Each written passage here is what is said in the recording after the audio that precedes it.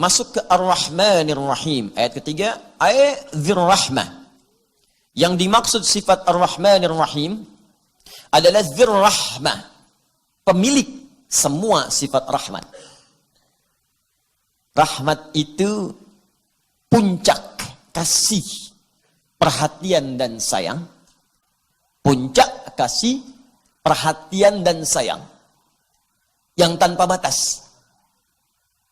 Kalau dinisbatkan kepada makhluk, ya bukan khalik. Kalau dinisbatkan kepada makhluk, maka ada tambahan. Puncak perhatian, kasih dan sayang, yang dengan perhatian itu, ia rela merasakan penderitaan, asal yang disayang itu merasakan kenyamanan. Kalau yang dimaksud makhluk, ya, tempat rahmat, itu rahim. Perempuan punya rahim dalam perutnya.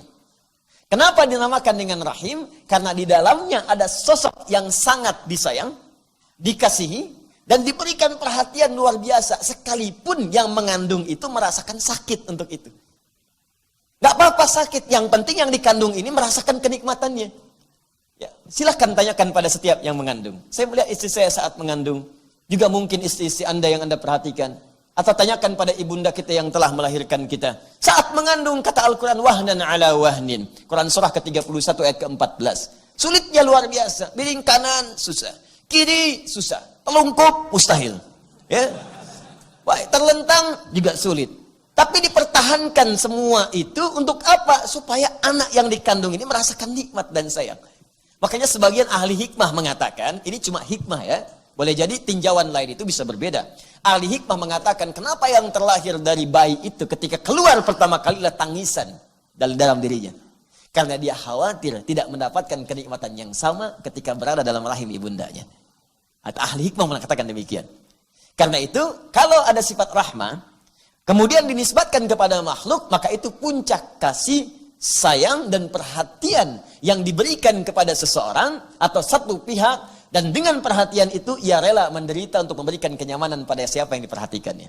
Jelas? Makanya ibu kan seperti itu ya. Kadang-kadang ngutang dulu, minjam dulu supaya anaknya lulus kuliah. Tapi nggak pernah ngasih tahu kalau itu pinjaman. Nggak apa-apa dicaci orang, nggak apa-apa datengin orang, nggak apa-apa ditagih orang, bahkan kadang-kadang diteror. Yang penting anaknya nggak usah tahu. Itulah ibu. Makanya kalau sedang kesal pada ibu, coba pikir-pikir dulu sulitnya ibu waktu mendidik kita. Itu bahasa Qurannya. Ya, kata Allah, wassaynal insana biwalidayhi. Kami wasiatkan, berikan pesan yang tegas pada setiap anak untuk berbakti pada kedua orang tuanya. Kalau sedang punya masalah dengan orang tua, apalagi dengan ibu, hamalathu ummu wahnan ala wahnin. Kamu pikir dulu kau mau marah, pikir dulu. Ibu kandung itu ngandung kamu 9 bulan, itu sulitnya luar biasa. Berat kata Allah itu. Jadi kalau mau marah tuh pikir-pikir dulu. Saya tuh kadang sedih, kadang-kadang tuh pengen bertindak pada anak-anak sekarang itu yang dengan seentengnya aja memperlakukan ibunya. Ada gara-gara uang 10.000 ditendang kepala ibunya. Hanya karena uang 10.000 Anda bayangkan.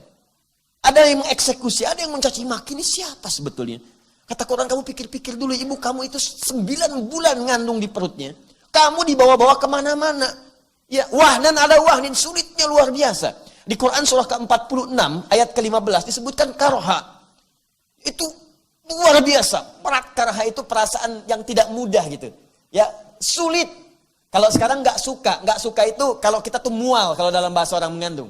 Ya, isyarat Quran tuh ada. Orang ngandung tuh katanya kadang bawa mual, kadang nggak enak. Itu Quran surah 46 ayat ke-15. Bahkan di Quran surah ke-7 ayat 189, falamma asqalat kata faqal. Ya, faqal itu kalau Anda ngangkat beban, barbel, ya, angkat beban. Ya, angkat beban, barbel, Anda angkat, kan yang angkat tangan kan? Tapi berat beban itu ke semua tubuh terasa kan? Ya, ke badan terasa, ke kaki terasa. Yang angkat tangan. Kenapa yang semicut itu mulut kemudian wajahnya? Benar? Itu bebannya terasa. Ya, ibu saat mengandung pun itu diilustrasikan oleh Quran itu menggunakan kata fakal. Yang ngandung perutnya, tapi yang sakit bisa kepalanya. Yang sakit bengkak bisa ke kakinya, bisa ke tangannya. Dan bahasa Quran sederhana, kalau mau marah sama ibu, ingat-ingat dulu ini. 9 bulan kamu dibawa kemana-mana. Nggak pernah kemudian disimpan dulu.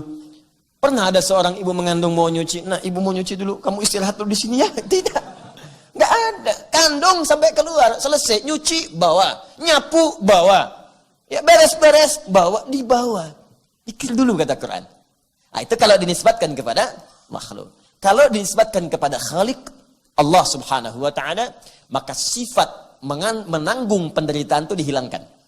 Karena mesti ada beda antara Khalik Allah dengan makhluk. Itu kaidah. Karena itu sifat rahmat Allah diberikan tanpa batas kepada manusia sampai ia kembali mau mendekat kepada Allah Subhanahu wa taala. Itu perbedaannya. Di Allah itu, teman-teman, itu nggak ada batasnya. Nih saya contohkan ya, pelaku maksiat gelap-gelapnya, sepekat-pekatnya, sehitam-hitamnya dosa melekat pada diri manusia. Itu oleh Allah diberi kesempatan sampai mau balik. Sampai ajalnya tiba. Dikala sebelum ajalnya sampai ke kerongkongan, itu dibentangkan terus rahmatnya.